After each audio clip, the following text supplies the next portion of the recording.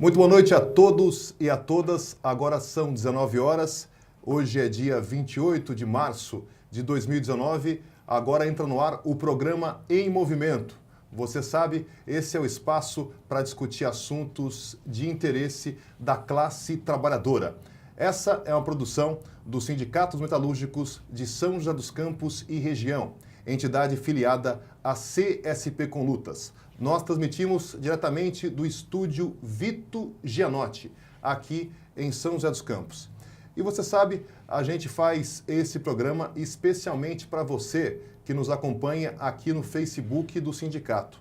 Por isso é importante e é indispensável que você comente, participe e dê a sua contribuição para fazer esse programa com a gente.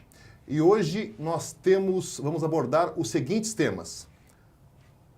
Nós vamos discutir hoje a MP 873 e o cerco do governo Bolsonaro aos sindicatos. Para isso, eu vou receber daqui a pouquinho o diretor dos Sindicatos Metalúrgicos, José Dantas Sobrinho. Também vamos ter uma parte toda especial para discutir em detalhes, em profundidade, os ataques da reforma da Previdência. Para isso, eu vou receber aqui no estúdio Gustavo Machado, que é pesquisador do ILAESE. E é isso, gente. Podem participar, mandar o seu recado, aí a sua pergunta, que nós vamos acompanhar aqui no nosso programa. E para iniciar o nosso bate-papo, eu recebo aqui, como anunciei agora há pouco, o diretor do Sindicato dos Metalúrgicos, José Dantas Sobrinho. Tudo bem, Dantas? Tudo bem, Rodrigo, boa noite. Primeiramente, boa noite aí também a todos os trabalhadores e trabalhadoras da nossa categoria e também os trabalhadores em geral aqui da região. É isso, e nós vamos agora, Dantas, discutir um pouco dessa medida provisória, que é a MP 873, que o governo Bolsonaro editou faz pouco tempo e que ela promove aí, ela tenta atacar os sindicatos. Então, inicialmente, para quem está nos vendo em casa, no celular, na rua, nos explica um pouco, Dantas, o que essa MP significa? Na verdade, viu, Rodrigo, essa medida provisória, que ela foi editada aí pelo governo, né, Bolsonaro, no dia 1º de março, no meio das festividades do Carnaval, né? Então, essa medida ela vem no sentido de aprofundar aí, na verdade, os ataques. É um duro ataque à nossa categoria, né? A luta da categoria em geral, né? Tenta minar, tenta enfraquecer a luta do sindicato através dessa medida. Mas não só o sindicato, a todos os sindicatos, porque o que essa medida ela promove, na verdade? Na verdade, essa medida ela vem para tentar enfraquecer a luta do sindicato, porque nesse momento existe aí no país um caos social, né? Nós já temos aí a medida, a lei da terceirização, a reforma trabalhista, que veio no sentido, né, uma mentira de que a reforma trabalhista, a lei da terceirização ia trazer emprego. Na verdade, não trouxe emprego nenhum, né? Precarizou aí os locais de trabalho. Então, a nossa classe, a classe trabalhadora, ela está sofrendo com essas medidas que foram, né, implementadas, né? E ainda mais agora, nesse momento, né, que a gente vive aí com a questão da reforma da Previdência, né, que vai retirar o direito dos trabalhadores de se aposentar. Então, para você que está em casa e nos acompanha para saber, essa medida provisória, ela, na prática, ela proíbe os sindicatos de receberem o desconto na folha de pagamento, né? Porque, naturalmente, né, desde que sindicato é sindicato, é sempre feita o financiamento dos sindicatos através do desconto no salário do trabalhador. E essa MP, ela não permite mais, né, que seja feito o desconto em folha. E aí, os estudantes podem explicar melhor, o governo ele tenta impor que ao invés do desconto ser na folha de pagamento, no salário, seja feito via boleto, dificultando os sindicatos a serem financiados pelos trabalhadores. Não é isso, Dantas? Então, olha só, os trabalhadores, existe o sindicato, né, através da doação dos trabalhadores, das contribuições espontâneas dos trabalhadores, né? Então, as empresas, como era feito antes, existe o desconto ou o repasse na folha de pagamento. Essa medida ela vem dizer o seguinte, que as empresas estão desobrigadas a fazer o desconto em folha e que o sindicato tem que emitir um boleto para estar distribuindo para os trabalhadores. Os trabalhadores vão ter que ir até o banco para poder efetuar esse pagamento. Isso fere, na verdade, a autonomia do sindicato. Os trabalhadores definiram, né, a sua livre contribuição. E você acha que essa medida do governo, porque o Bolsonaro, quando foi, antes de ser eleito, ele disse que queria acabar com todo o ativismo no país. Você acha que tem a ver com essa reforma que ele quer aprovar? Eles querem enfraquecer os sindicatos para poder passar mais fácil essa reforma da Previdência? Então, o governo ele já dizia lá atrás, antes, quando ele era candidato, ele já dizia o seguinte, o sindicato é um câncer que prejudica os empresários, prejudica as empresas, né? Na verdade, o sindicato, ele está para defender o direito dos trabalhadores. Se as empresas não cumprirem com, né, o contrato que está lá com o trabalhador, com a legislação, o sindicato vai cobrar, né? Então, ele vem no sentido de minar a luta do sindicato, né, a livre organização dos trabalhadores, que é o sindicato, para defender os trabalhadores dos ataques, né? E aí está claro, né? Está claro os ataques que o governo está colocando, né? Inclusive, essa reforma aí que está sendo gestada no governo, já foi enviada ao Congresso e que ataca aí direitos muito importantes da Previdência, né? Direitos históricos dos trabalhadores. Mas, Dantas, então essa MP foi publicada, você disse, no dia 1º de março, em meio ao Carnaval, é o governo tentando aí enfraquecer os sindicatos, né? E muita gente também, às vezes, não sabe, né, da importância que é o sindicato. E, às vezes, tem uma ilusão de que é possível negociar empregado e patrão livremente, sem sindicatos. É só você pensar como que vai ser a situação de você, por exemplo, exigir um aumento salarial, você vai sem um sindicato, sem um coletivo, realmente é algo impensável e o governo editou essa MP e o sindicato, agora o Dantas também pode dizer um pouco para nós, entrou na justiça para anular os efeitos dessa MP aqui na base. É isso, Dantas? Isso. No último dia 26, na terça-feira, através do corpo jurídico do sindicato, né, nós entramos com uma ação e saiu essa sentença, né, que já está sendo entregue em todas as empresas da categoria, né, e que obriga a empresa a ter que fazer, né, o repasse ou fazer o repasse da associação, dos sócios do sindicato da forma como anteriormente já vinha fazendo, que é através do desconto em folha, né, e ter o repasse para o sindicato, né? Então, essa medida, essa sentença nós estamos entregando em todas as empresas da nossa categoria, né, e no nosso entendimento tem que ser cumprida. Então, mostra aqui, Dan, você tem aqui algum calhamaço aí. Isso aqui são as notificações às empresas para que elas, então,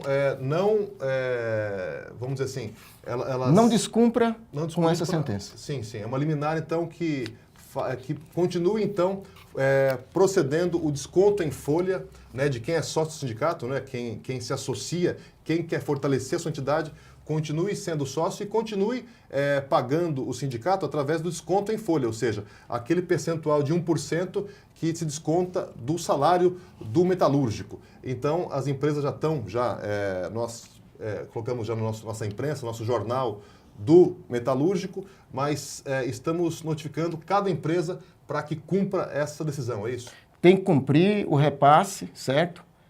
Para o sindicato, né? As contribuições dos trabalhadores têm que ser feitas. Então, a gente espera que os RHs, que as empresas cumpram com essa sentença aqui. Já começamos a entregar a partir do dia de ontem, né, para as empresas. E a gente vai continuar ao longo da semana aí. Então é isso. Então, o sindicato, essa decisão é liminar, é provisória E, o Dantas, e várias entidades aí, Brasil afora, têm se manifestado contra esse ataque. Como você bem mencionou, ele, na verdade, segue por um caminho para enfraquecer os sindicatos, para passar esses ataques que estão sendo planejados pelo governo.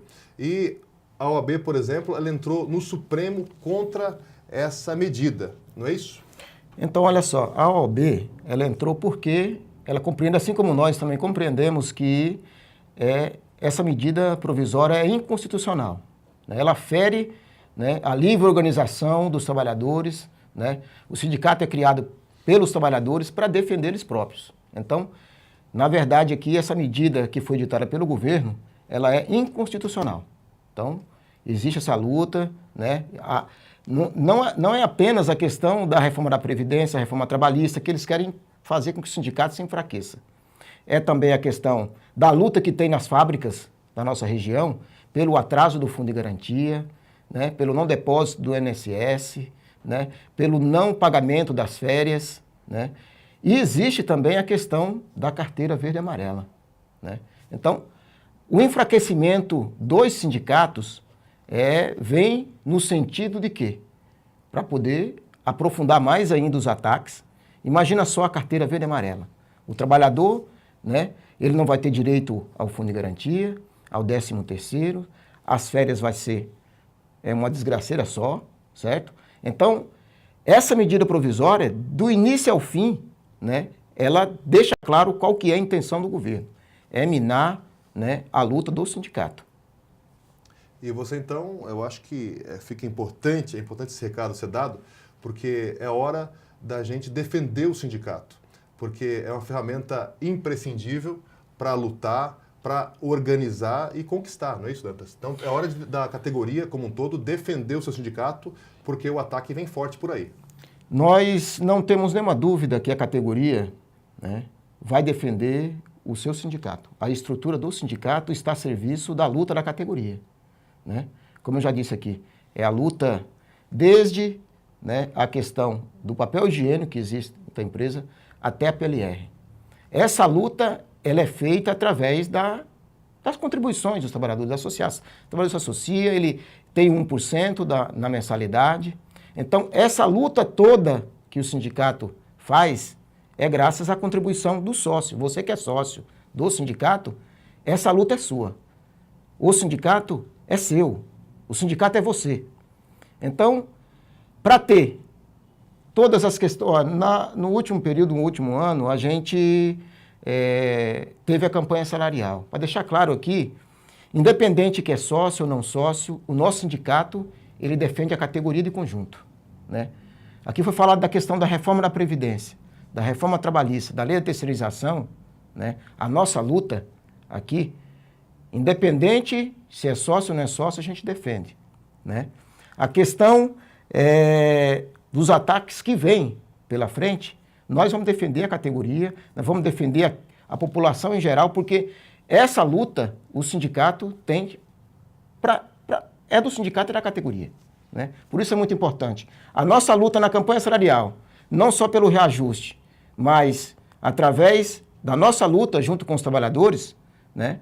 Aqui não tem reforma trabalhista, não tem a lei de terceirização, graças à luta de vocês, da contribuição de vocês. Então é isso aí. Dado o recado. E aqui a participação pelo Facebook. Comente aí, faça seu comentário aqui nos campos do Facebook. Está aqui o Francisco Oliver Gato, deixa eu ver aqui, dizendo: essa MP é inconstitucional. E realmente essa, inclusive, é um dos argumentos que a própria OAB ela levou até o Supremo, né? Então, tá aí o Francisco Oliver Gato que participa e colocando aí a sua opinião. E com razão. Certamente, e essas liminares que estão aí estourando em todo o país, realmente deixam claro que o Judiciário, nesse momento, ele está sensível a essa medida que o governo Bolsonaro implementou e que ataca os sindicatos com o objetivo de passar as reformas e as alterações na legislação que prejudicam a classe trabalhadora. Dantas, estamos já encerrando esse primeiro bloco. Queria que você agora utilizasse esse espaço final para dizer algum recado e fazer as suas considerações finais. Então, olha só, agradecer aqui a produção do Em Movimento, falar para os trabalhadores, convidar que toda quinta-feira, às 17 horas, tem esse programa, acompanhe, porque aqui vai estar sendo discutido assuntos do seu interesse, companheiro, do seu interesse, companheira, porque esse sindicato, ele atua em defesa dos seus direitos. Então, agradecer aqui aos companheiros ou companheiras que mandaram o seu recado aqui através do Facebook e continuar assistindo esse programa. Alimente o nosso programa. Eu acho que nós devemos e temos planos de ter outros programas para poder estar trazendo aqui as necessidades dos trabalhadores para ser colocado aqui, né, para a população também. Não só para a categoria, mas para a população também da nossa região.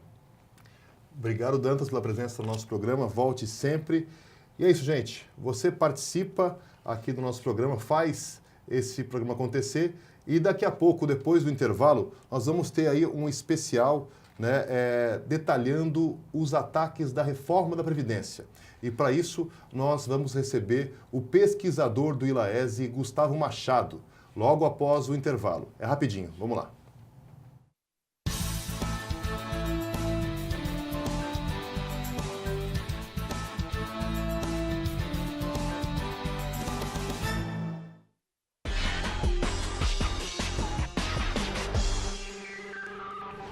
Você já ouviu falar sobre o rombo da Previdência?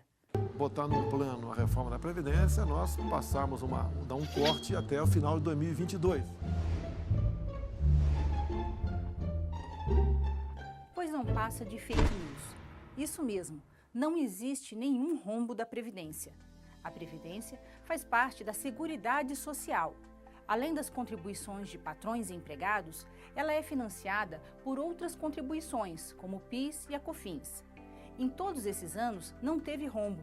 Ao contrário, sobrou dinheiro. E o problema é que esse dinheiro tem sido desviado.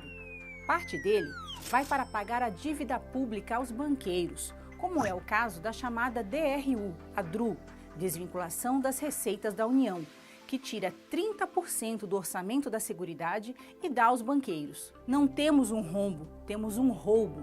Sabe por que dizem que existe esse rombo?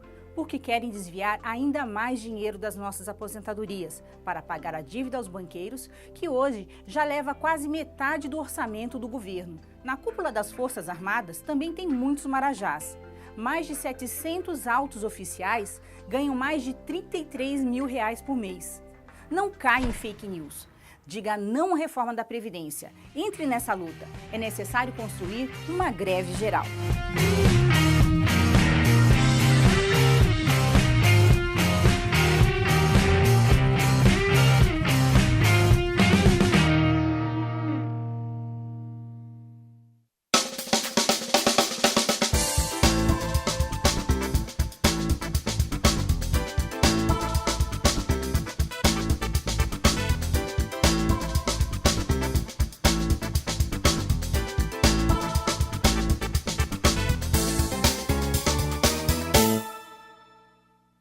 Em 2019, os metalúrgicos e metalúrgicas de São José dos Campos vão ganhar uma casa nova.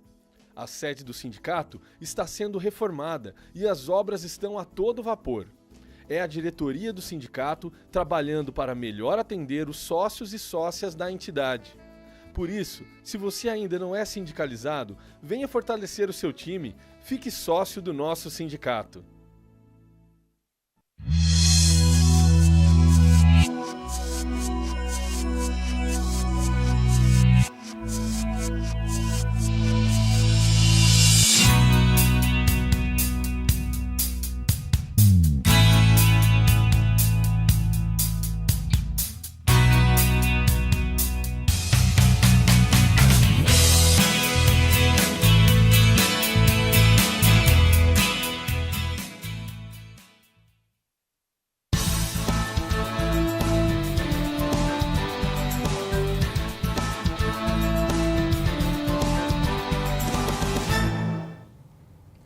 E nós estamos novamente de volta com o programa Em Movimento.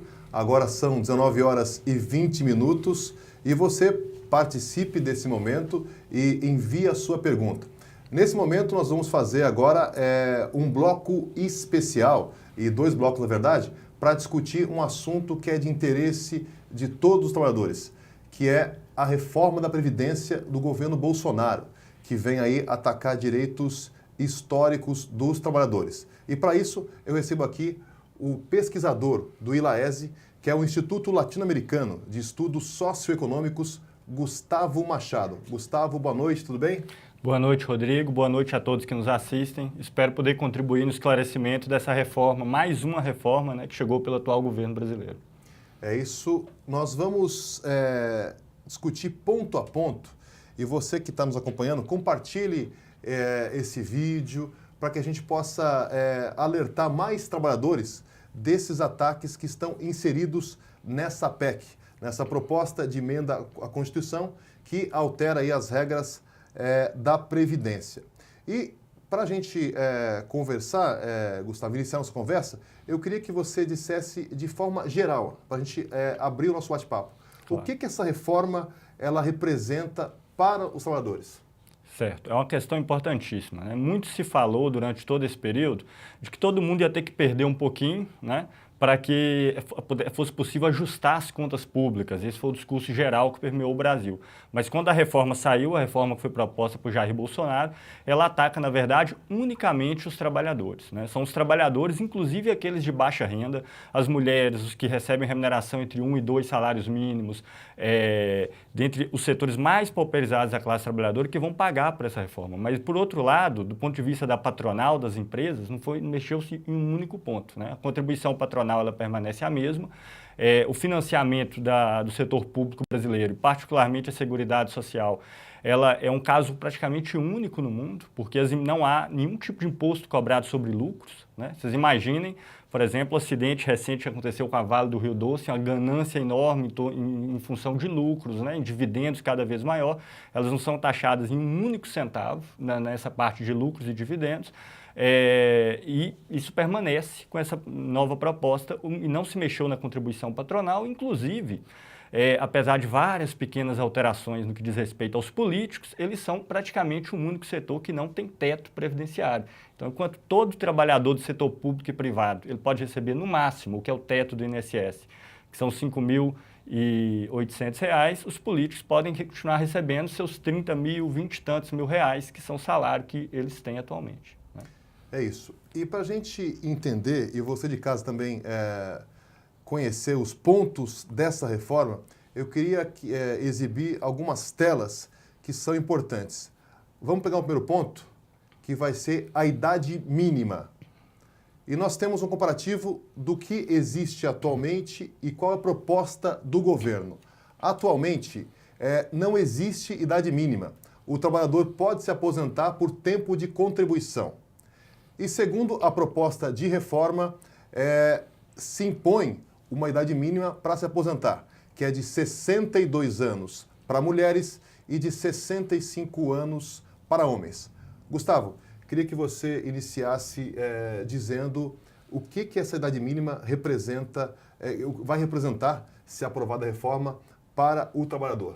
Claro, é preciso esclarecer a diferença, né? O que existe hoje é a aposentadoria por idade. Mas existem outras modalidades de aposentadoria, como a de tempo por contribuição, que é no caso de 35 anos para homens, de 30 anos para mulheres, e várias categorias, vários setores, é um período menor ainda. Agora se extingue a aposentadoria por tempo de contribuição e se colocou uma idade mínima de 62 anos para as mulheres, 65 anos para homens, além de ser uma idade espantosa.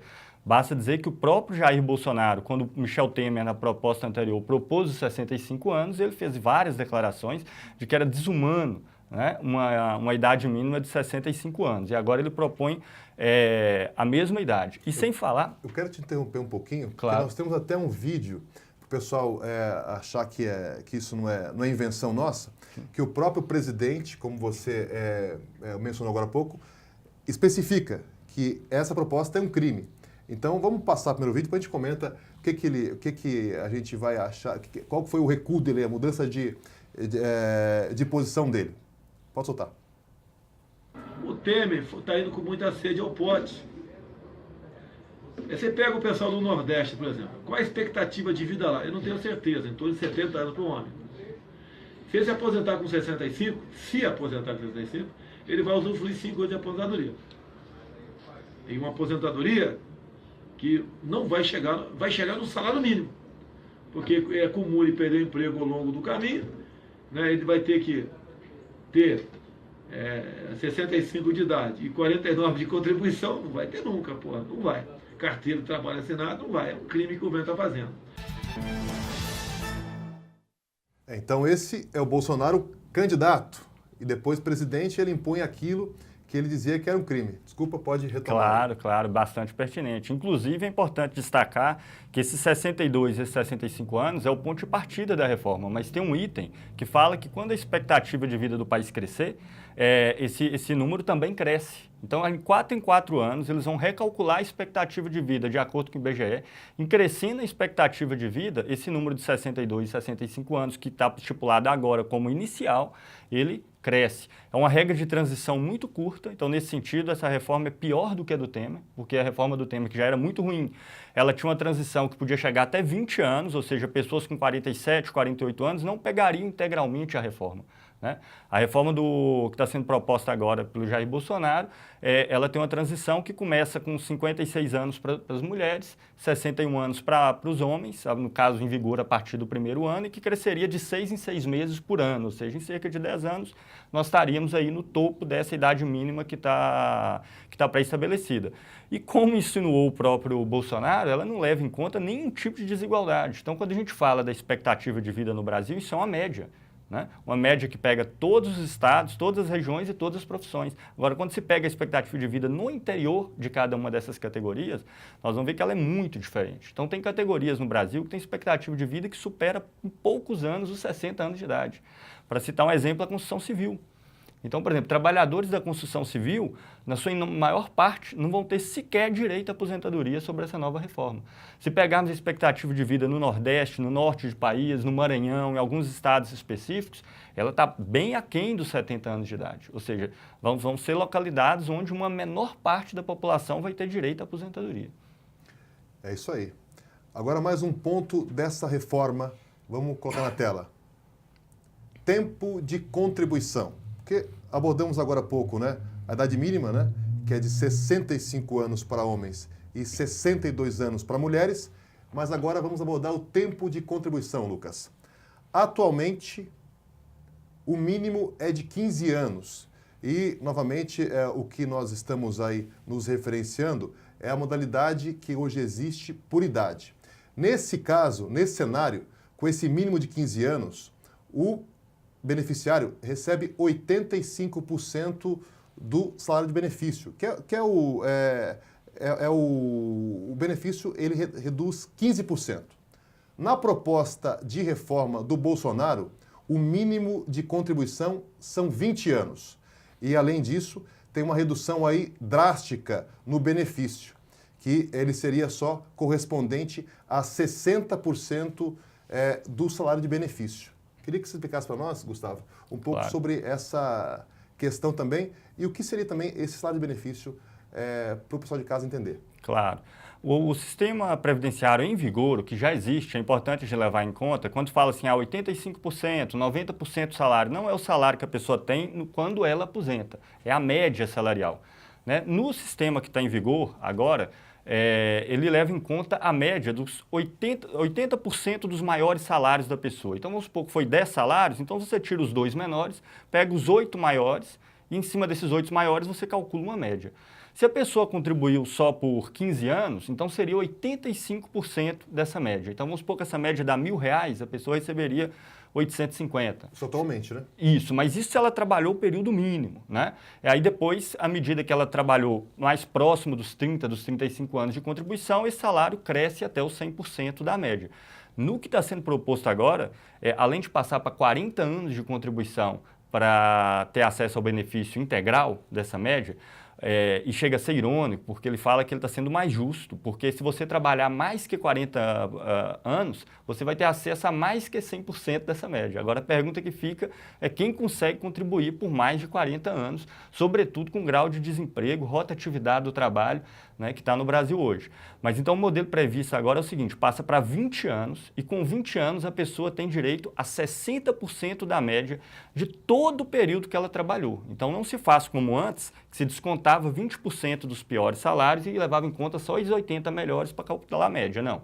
Agora você pega todos os salários, inclusive se você trabalhou como bico, um período, coisas nesse sentido, então todo o período é levado em conta para calcular essa média. E se você contribuiu só por 20 anos, é 60% do valor.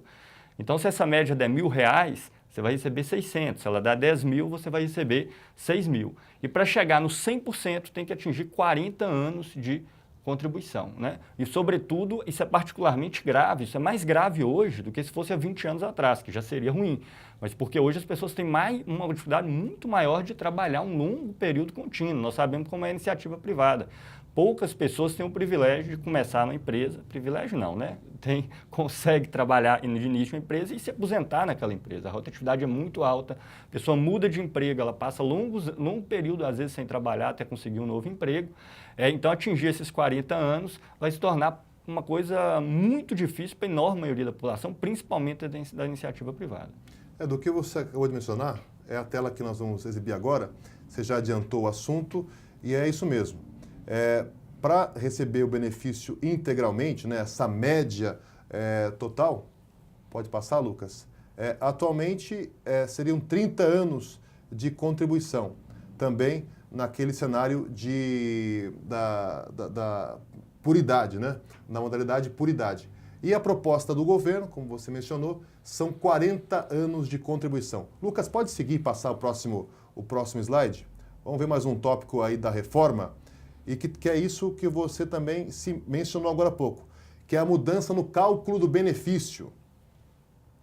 Atualmente, é isso o que o Gustavo acabou de mencionar. Hoje se considera a média dos 80% maiores salários. É isso. Se você teve 100 salários, isso em termos hipotéticos, né? Os 20 menores, eles são excluídos. Na proposta do governo Bolsonaro, são considerados todos os salários, mesmo aqueles mais baixos que você recebeu. Então, Gustavo, essa mudança de cálculo acaba reduzindo, então, o benefício. Então, mesmo que alguém hoje consiga, trabalhe, um homem, por exemplo, atinja aí a idade mínima de 65 anos e trabalhe por 40 anos, né? Uma coisa quase que impossível de pensar. Mesmo assim, o benefício vai ser reduzido porque se considera todos os vencimentos, todas as contribuições, é isso? Claro, claro. Então, normalmente a pessoa, por exemplo, no início da carreira, quando ela começa a trabalhar, a remuneração ela é muito inferior ao que ela ganha no final. É a tendência, nem sempre isso acontece. E sem falar que, às vezes, você, quando perde o emprego, é obrigado a fazer bicos, trabalhar com remuneração muito rebaixada. É por isso que antes tinha essa regra que levava em conta só 80% das melhores remunerações. É para que não impactasse o tempo que você ficou desempregado, o tempo que teve que fazer atividades, né, em regime parcial, atividades precárias entre um emprego e outro. Agora, tudo isso é contabilizado no cálculo dessa média.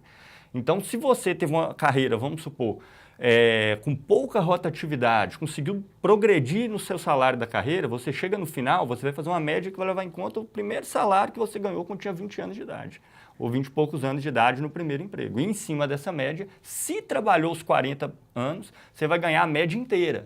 Se você não trabalhou os 40 anos, aí isso vai reduzir de 60% a 100% do valor.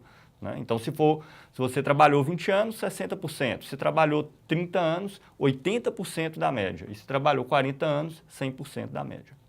Você vê que são vários pontos, né? E a redução de direitos aí é em várias partes. Mais um tópico para a gente discorrer e o Gustavo nos explicar. Pensão por morte, que também aí é alterada por essa reforma. Atualmente, o cônjuge, né, a esposa ou esposo, ou os órfãos, né, os filhos, recebem 100% do benefício do segurado falecido. E com a proposta do governo, existe um corte de até 40% no valor da pensão. Isso é no caso de viúvas sem filhos ou então quando o filho atinge a maioridade. Gustavo, nos dê um pouco desse panorama aí. Claro, claro. É ainda pior, mas eu vou começar pelo que está apresentado no slide, depois eu digo por que é ainda pior. Né? Então, anteriormente, então, no caso de pensão por morte, você recebia 100% da média salarial, né, da pessoa falecida. Então, essa era uma pensão, por assim dizer, integral. Agora, esse valor ele cai para 50% e cada dependente se aumenta mais 10%. Né? Então, se você não tem filhos, fica, né, para a esposa 60%. Se tem um, 70%. Se tem 2 filhos, 80%. Então, você precisa ter 4 filhos para ganhar 100%. Mas daí para cima não aumenta. Se tiver 5, 6, 7 filhos, vai ser os mesmos 100%. No máximo 100%. No máximo 100%. E ainda tem um outro agravante. Qual que é o outro agravante é esse? Porque, segundo o regime que está em vigor hoje, no caso das pessoas que têm uma remuneração mais alta, e quando ela acumular, ela poderia acumular a aposentadoria com a pensão. Então, você poderia receber até 70% a mais do teto do INSS, que hoje está mais ou menos em R$ 5.800. Então, você poderia acumular e receber até 70% acima desse teto. Agora, você fica restrito, além de não poder acumular, você fica restrito a esse teto. Né? Então, pessoas que tinham um cônjuge com mais alta remuneração e que faleceu e tudo mais, ela não tem como receber um valor acima de R$ 5.800. Queria que o Lucas voltasse essa tela que tem o comparativo da pensão por morte, o antes e o depois, e também dizer o seguinte, que essa proposta do governo Bolsonaro, ela é totalmente, ela é similar, ela é idêntica que a Dilma propôs, né, que depois o Congresso acabou alterando. Sim. Nas medidas provisórias 664 e 665. Né, elas são esse recorte, esse ataque à pensão por morte, nesse caso, é o mesmo que a Dilma também tinha proposto anteriormente. Exato. Não é isso, Gustavo? Na verdade, as reformas da Previdência, elas vêm acontecendo uma após a outra desde 2003. Ok? Então, já ocorreram, aí vai depender do que se considera uma reforma da Previdência, algumas pessoas contabilizam 4, outras 5 reformas, mas desde 2003, né? Por exemplo, eles ficam falando dos privilegiados, né? Como se ganha um salário um pouco melhor fosse um privilegiado, e não se fala do privilégio dos donos das empresas, dos políticos e etc.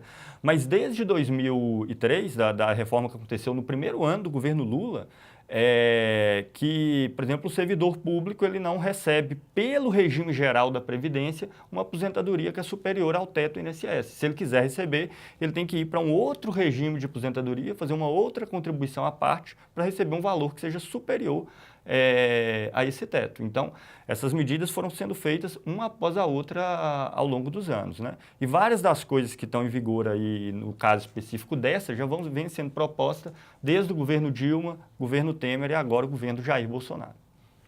Mais um ponto para a gente abordar aí dessa reforma, desse pacote de maldades contra os direitos, agora o BPC, que é o Benefício de Prestação Continuada.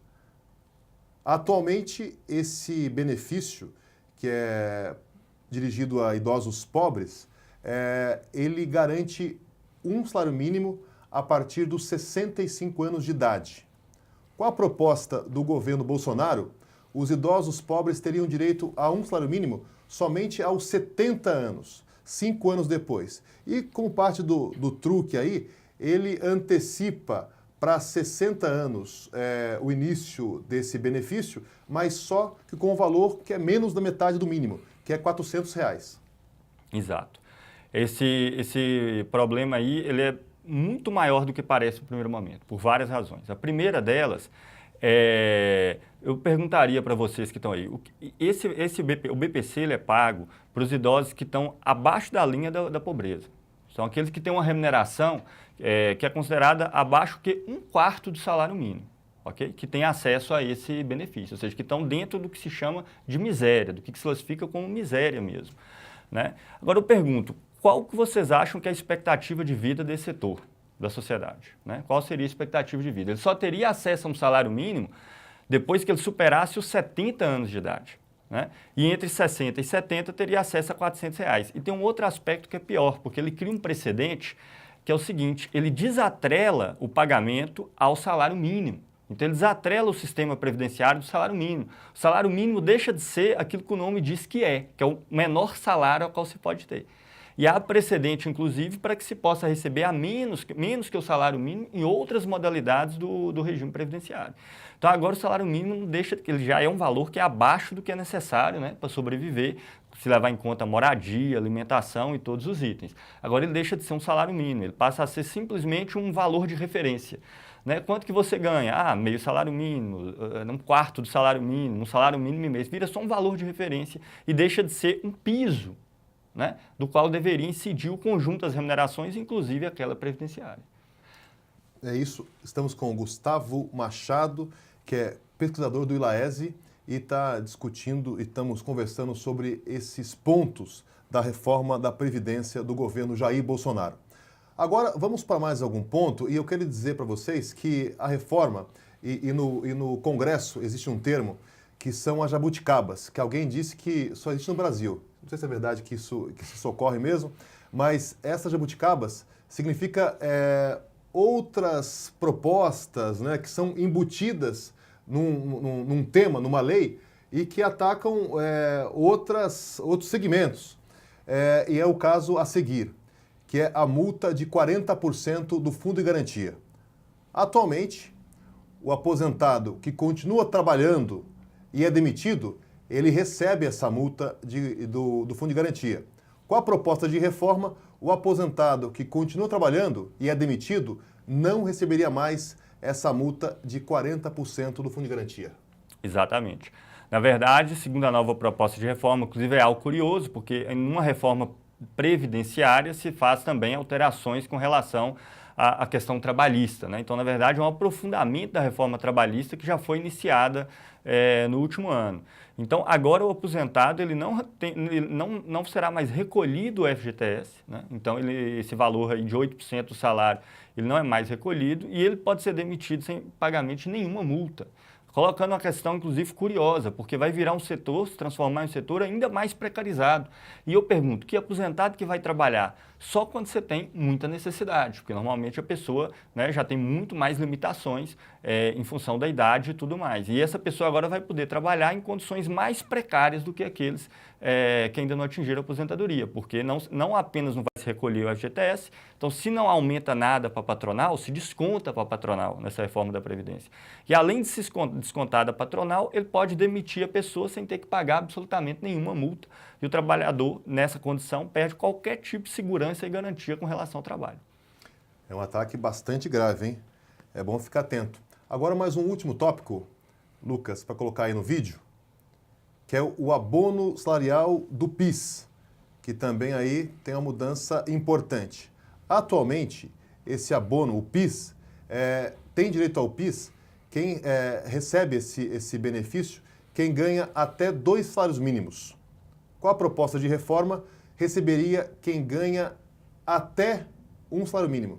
Aí vocês veem como que é a contradição, né? Porque o mínimo é o valor inicial e o PIS só pode ser até o mínimo. Então, se a pessoa recebe R$1 a mais, ela não vai ter mais direito. Volta na tela, Lucas, para a gente colocar ali o dado. Com essa mudança proposta, 92% dos atuais beneficiários deixariam de receber o PIS. É praticamente acabar com o PIS, né, Gustavo? Literalmente. Isso aí, inclusive, escancara esse discurso de que a reforma da Previdência é para acabar com privilégios, né? O PIS, que é um abono feito por setores mais mal remunerados da sociedade brasileira e a maior parte dos trabalhadores brasileiros. Nós, do ILAESE, já fizemos esse estudo baseado em toda a base de trabalho formal que tem no Brasil. E hoje, a enorme maior parte dos trabalhadores formais brasileiros se encontram nessa faixa de salário, né, que vai entre 1 e 2 salários mínimos. Esse abono seria como se fosse um 14º salário, seria um salário extra, e agora só teria direito quem ganha até exatos 1 salário mínimo. Isso aí representa hoje cerca de 8% dos beneficiários do PIS que estão trabalhando atualmente. E os privilégios a qual o nosso governo se refere são esses, são os privilégios das pessoas, como por exemplo os trabalhadores do comércio, que ganham a maioria dentro dessa faixa de salário, que trabalham loucamente, normalmente moram em lugares muito distantes do centro ao qual eles trabalham, remunerações muito precárias, alta rotatividade do trabalho, esse setor vai perder acesso ao PIS, que é o que o governo chama de privilégio. É isso aí. Nós estamos debatendo, discutindo aí, ponto a ponto, os ataques da reforma da Previdência. Nós vamos continuar com o Gustavo aqui na bancada e nós voltamos daqui a pouco após o nosso intervalo.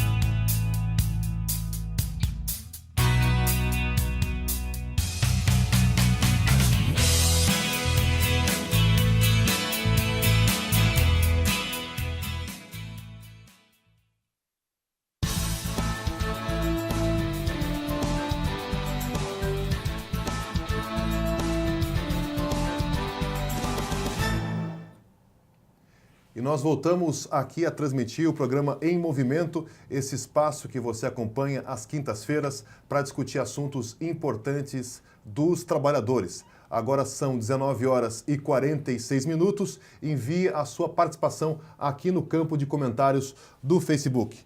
Está aqui o Lauro da Silva, abraço ao Laurão aí da DIMAP, dizendo: para quem homenageia a ditadura, não podemos esperar nada além disso, nada mais, né?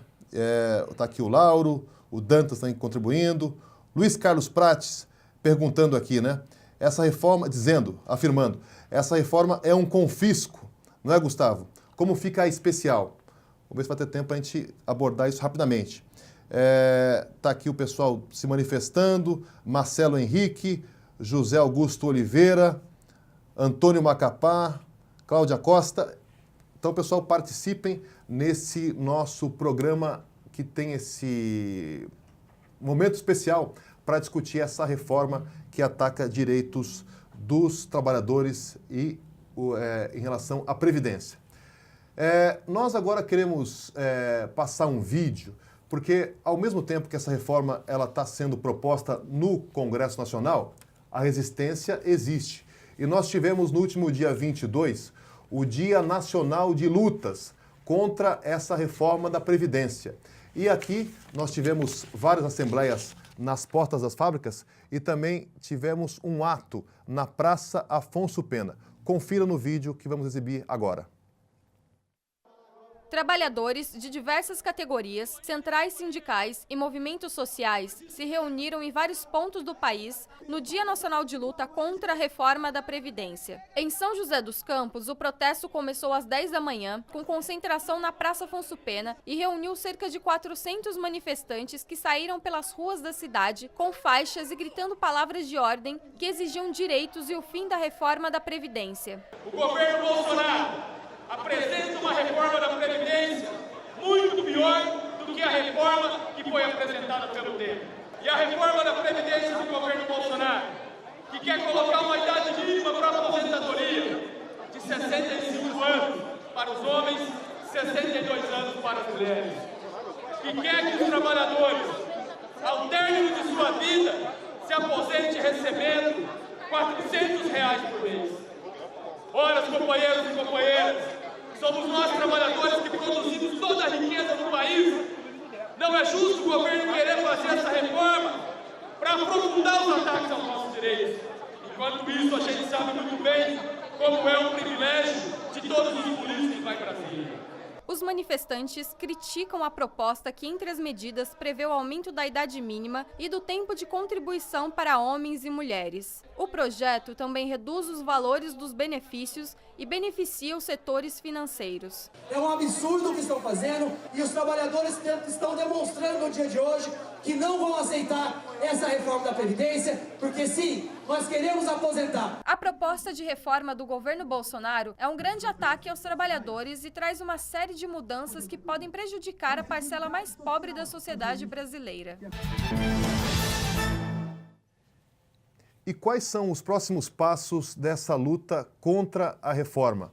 Para falar um pouco sobre isso, agora vamos exibir um vídeo com Atenágoras Lopes, que é dirigente sindical da CSP com Lutas. No nosso país, avançam as mobilizações do conjunto da classe trabalhadora contra a reforma da Previdência de Bolsonaro, que tenta condenar não só as gerações futuras a terem uma vida pior do que os trabalhadores atuais da ativa, mas como também ataca os trabalhadores que hoje estão no mercado de trabalho.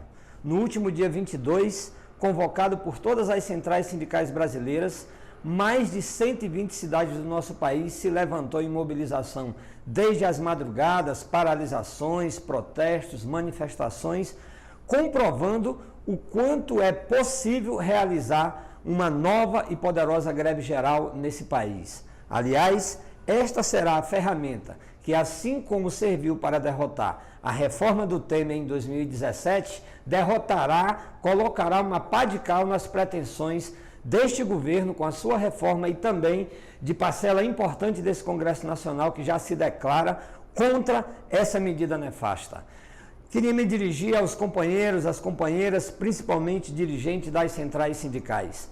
Não pode ter vacilo, é preciso a gente se apoiar no que foram as mobilizações do 8 de março, os protestos do Carnaval, as mobilizações de Marielle e o resultado positivo, a resposta positiva da classe trabalhadora no dia 22 e seguir preparando a greve geral. Não há o que negociar nessa reforma. A tarefa nossa está comprovada. Se as centrais convocam, a classe trabalhadora está pronta para colocar uma pá de cal nessa tentativa do governo de destruir a aposentadoria, de condenar os mais pobres a ganharem R$400 por mês e, na verdade, condenar os trabalhadores metalúrgicos, os professores, as professoras, os comerciários, a construção civil, os operários em geral, a serem prejudicados quando, na verdade, ele fica fazendo discurso que quer atacar os privilegiados.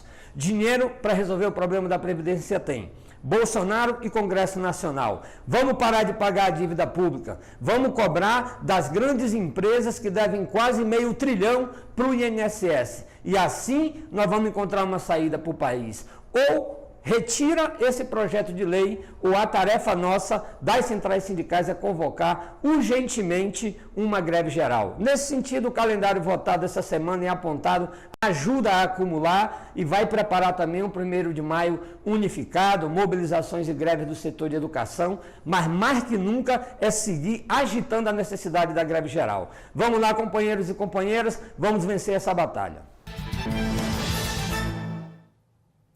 Gustavo, são vários ataques em várias frentes, né?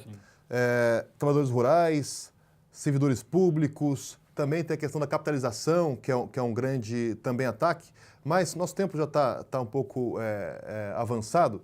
Eu acho que vou ter que voltar aqui depois para explicar, sim, porque claro, é importante que a categoria fique ciente de todos esses ataques que estão embutidos nessa reforma. Mas uma questão importante, ao que parece, além de tudo isso que está colocado na reforma, ela também tem algumas pegadinhas que poderiam, se não me engano, você me corrige, a reforma tem alguns mecanismos que abrem espaço para futuramente o governo mexer em direitos com maior facilidade. É isso que ocorre? Exato. Isso acontece de várias formas, né? Uma que eu não vou poder entrar em detalhes aqui, porque levaria mais tempo para explicar do ponto de vista técnico, mas a conclusão é muito simples. As pessoas podem se perguntar, a reforma atinge as pessoas que estão aposentadas atualmente? Aparentemente não, no sentido de que nenhum desses itens que foram falados, eles se aplicam às pessoas que já se aposentaram, mas ela cria sim precedentes para que os aposentados não tenham reajustes de acordo com a inflação e de acordo com o índice do salário mínimo. Então, a partir dessa reforma, aumenta-se os mecanismos que permitem que, a partir de um longo período, a pessoa tenha grandes perdas no salário. Isso é muito significativo, gente. Só lembrando que quando iniciou o Plano Real, o salário mínimo era R$60. Né? Então, só para vocês entenderem o que é inflação. Né? Então, os reajustes do salário mínimo levou ele, não é porque teve esse poder de ganho de compra todo, é porque a inflação é grande mesmo. Mas os principais não é isso. O regime de capitalização, que é você fazer uma poupança para poder pagar a sua aposentadoria, que ele foi inserido enquanto possibilidade nessa reforma, mas não se explica como isso vai ser feito, quando, nem nada, pode ser legalizado por lei complementar. Agora, qual que é o problema? A partir do momento que essa reforma da Previdência abre brechas para que exista um outro regime que não seja o que está em vigor atualmente da Previdência, no futuro você pode regulamentar isso sem precisar fazer uma PEC, que é uma emenda constitucional, simplesmente fazendo uma lei. Né? Então, todos esses itens da reforma que já são ruins podem ficar ainda piores com o sistema de capitalização. Gustavo, é importante você diferenciar, porque uma Claro. PEC, ela exige mais votos, é isso? Uma PEC, é uma emenda à Constituição, você tem que ter 3/5 dos votos. Isso. Uma lei complementar é menos votos, então é mais fácil alterar e reduzir direitos. Exatamente. A emenda constitucional é que se chama de maioria qualificada, né? Então ela precisa de ter um percentual maior, não basta 50% mais um. Mas uma lei complementar é mais fácil de ser aprovada. Vocês estão vendo toda a briga que está tendo, né, do Bolsonaro com os aliados e tudo, porque é para atingir essa maioria qualificada. Uma lei complementar é muito mais fácil. Você tem 50% mais um, você aprova. Então, essa atual reforma, ela já contempla no interior dela o regime de capitalização. Isso é gravíssimo, gente. Parece que é uma coisa tranquila, simples. Já se fala muito do exemplo do Chile, onde pessoas que trabalharam a vida inteira têm uma aposentadoria que é 20%, 30% da média do que ela recebeu ao longo da vida toda. Mas não é só isso. Eu pergunto para vocês, nessa situação de crise, por exemplo, que já vivemos há mais de 10 anos no Brasil e no mundo, ok? Vocês confiam mesmo que vai fazer um regime de previdência por capitalização? E o que vai acontecer com os bancos que vocês estão poupando a sua previdência daqui a 40 anos? Será que eles vão estar de pé? Será que eles não vão ter falido? Existem inúmeros casos de regimes especiais de previdência do Brasil, onde os planos ou as instituições bancárias faliram e as pessoas aposentaram, ficaram só com a parte do INSS e perderam a parte acima do INSS, do qual elas depositaram a vida inteira. Então, o regime de capitalização, além disso, é fazer com que o seu dinheiro seja usado, no final, pelo sistema financeiro para brincar com o seu dinheiro no mercado, porque é isso que eles fazem. Por que tem juros quando você aplica um dinheiro no banco? Porque esse banco vai pegar o seu dinheiro e vai aplicar em inúmeras outras operações no mercado financeiro. Vocês podem ver o tanto que é seguro essas operações, né? Por exemplo, só para dar 2 exemplos recentes, com o que aconteceu com as ações da Vale, com o acidente Brumadinho, que ela permitiu que acontecesse pela ganância, pelo lucro, com as ações da Boeing, nesse processo todo com a Embraer, né? Porque uma aeronave que ela lançou que teve, aquela mais tem vendas certas no mundo, sofreu 2 acidentes por problemas técnicos e tudo mais, as ações da Boeing despencaram bilhões. Então é isso, um regime de capitalização é você colocar o seu dinheiro para um banco e brincar com ele no mercado internacional. Vocês acham que isso é garantia, é segurança de futuro em algum sentido? E além disso, abre brecha para que se depois passe por cima do que está sendo aprovado agora e você não tenha simplesmente garantia nenhuma da sua aposentadoria no futuro. E a outra que eu já comentei antes, que tem a ver com esse precedente do caso do BPC, a pessoa recebe menos que um salário mínimo, abrindo precedente que desatrela o piso do sistema previdenciário ao salário mínimo, permitindo que a pessoa receba menos que isso. Tá aí, Gustavo. Tá aqui o pessoal participando, o Lauro Claudino Nunes aqui dizendo, essa reforma já havia começado com o governo do PT. O aliado Temer só deu andamento a tudo isso. E agora o Bolsonaro quer aprofundar mais o arroxo contra os aposentados. Nós estamos já indo para os finalmente no nosso programa, mas não tem como você agora até gastar um pouco mais de tempo e nos respondeu a seguinte questão, viu, Gustavo? Porque essa reforma, né, ela é dita, inclusive, se você tem aí algumas críticas às posturas do presidente, de algumas emissoras, mas todas elas e os empresários, as grandes redes de TV, concordam e defendem essa reforma. E eles dizem isso sob o argumento de que está quebrado o sistema, que o déficit é profundo, que o rombo é gigantesco. Isso procede? É um aspecto de extrema importância. O debate geral que está em todos os meios de comunicação é o seguinte, a reforma é impopular, mas ela é necessária, né, por causa da situação financeira do país. A Seguridade Social, que é o que financia a Previdência, então a Previdência ela é financiada não só pelo que a pessoa contribui para o sistema previdenciário, né? O sistema de partição que está atualmente em vigor. Ela é financiada por outros impostos, como o COFINS, é o principal, e a Seguridade Social atende Previdência, Saúde e Assistência Social. Ela foi superavitária por muitos anos, por mais de 10 anos. Já chegou a ter superávit de mais de 100 bilhões em um ano. Agora, ela tem obtido déficit de alguns anos para cá, isso é verdadeiro. Só que o que não se fala são várias outras coisas. Primeiro, existem inúmeras desonerações de empresas, ok? Inclusive da contribuição previdenciária. Então, qualquer empresa, quando ela apita que está tendo algum tipo de dificuldade, o governo logo chega e isenta de impostos, inclusive da contribuição previdenciária. Né? Existe um déficit que chega a próximo de 1 trilhão de empresas com o INSS, que foi acumulado ao longo do tempo. E existe outra coisa criminosa que vem sendo feita no Brasil, que se chama desvinculação de receitas. A né? DRU. Exatamente. Então, essa desvinculação faz o seguinte, que impostos que deveriam estar indo para a Seguridade Social, que financia a Previdência, o governo pode fazer o que quiser com ele. E, normalmente, esse imposto vai para pagar a dívida pública, que é a maneira mais fácil de ganhar dinheiro, para quem tem muito dinheiro, evidentemente, não para a gente, no Brasil, né? Onde você pega lá seus milhões, os seus bilhões, você compra em títulos da dívida pública brasileira, você tem assegurado uns juros, exceto o preço da inflação, você bota a inflação, depois coloca os juros em cima disso, e boa parte dos recursos do orçamento que deveriam ser destinados à Previdência estão sendo desvinculados para os juros da dívida pública. Mas não é só isso, eu não quero parar por aí.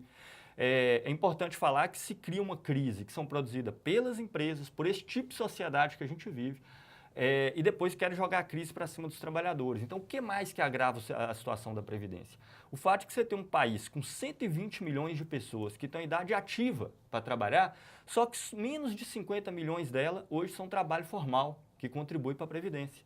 Né? As pessoas são obrigadas, evidentemente, a fazer todo tipo de bico de trabalho informal ou são meras desempregadas. Não é os 12 milhões que eles falam, né? Porque os critérios que eles usam para calcular o desemprego é uma loucura. É quem procurou emprego nas últimas semanas. Então, se você levar em conta as pessoas que estão em idade apta ao trabalho e não estão trabalhando, pelo motivo que for, e tirar ainda os aposentados, isso vai dar próximo de 50 milhões. De pessoas no Brasil hoje. Isso mesmo que eu estou falando, 48, 49 milhões no final de 2018. E se você ainda só colocar o trabalho informal, que não faz contribuição previdenciária, mais 27 milhões de pessoas. Okay? Então veja, se a crise aprofunda, e veja que nenhuma reforma que eles disseram que era para minimizar a crise, como a trabalhista, não mudou absolutamente nada. O índice de desemprego do Brasil permanece estático.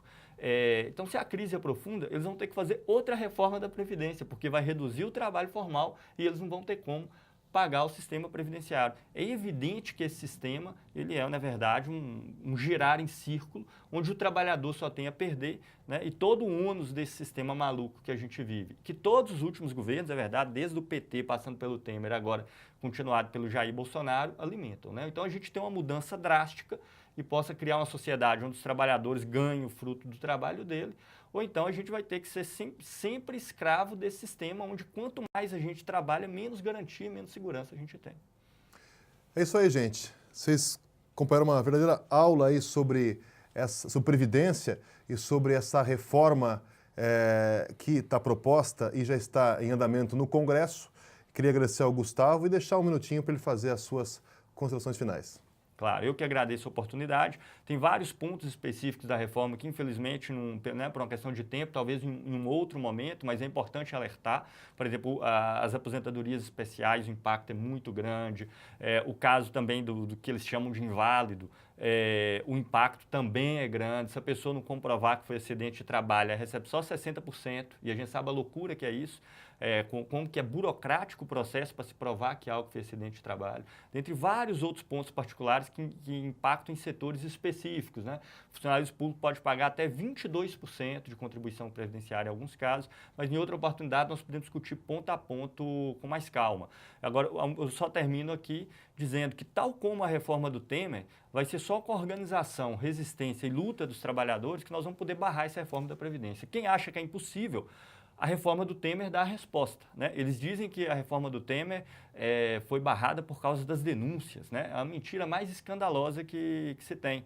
Nós tivemos as maiores manifestações contra um ataque no Brasil desde a época do Collor, desde os anos 80, que foram as manifestações contra a reforma da Previdência, que começaram no 8 de março, no Dia Internacional da Mulher, prosseguiram no dia 15 de março, com as maiores manifestações de rua do Brasil contra um ataque em décadas, e culminou num dia de greve geral, que muitos acreditavam que era impossível, e que teve uma paralisação que foi recorde em todas as greves gerais que aconteceu no Brasil. Por isso a reforma do Temer não foi aprovada. Os meios de comunicação, mesmo aqueles mais agressivos, tiveram que admitir à época que a greve geral foi muito maior do que o governo esperava. Então, essa reforma, infelizmente, nós não podemos confiar nos governos, seja ele qual for, vai ser pela nossa luta, pela nossa resistência, e para isso é fundamental a gente conscientizar os trabalhadores brasileiros do tamanho dos danos que estão colocados agora e para o futuro e para as próximas gerações com essa reforma da Previdência que está colocada em pauta. E fora isso, eu agradeço enormemente a oportunidade. O ILAESE está à disposição para contribuir com a classe trabalhadora, com os sindicatos metalúrgicos de São José dos Campos em região, com o que for necessário. Obrigado, Gustavo, pela participação. E é isso, gente. O pessoal que também participou aí pela internet, muito obrigado a todos que participaram. Um abraço aí a todos acompanhando. O Antônio Macapá tem aqui dando sempre a sua contribuição. Shirley Rodrigues, um abraço, Shirley, para você que está aí acompanhando. E é isso, gente. Queria agradecer a todos pela nossa participação. Compartilhe esse conteúdo que é importante para formar e para que as pessoas entendam, né, a dimensão dos ataques colocados nessa reforma. E é isso. E também queria agradecer a equipe de produção, como sempre faço, agradecer aqueles que fazem esse programa acontecer. Agradecer a Liz Lima, ao Lucas Martins e também a Gabriela Fani. Obrigado a todos. E na semana que vem, na próxima quinta-feira, 19 horas, voltamos com mais um programa Em Movimento.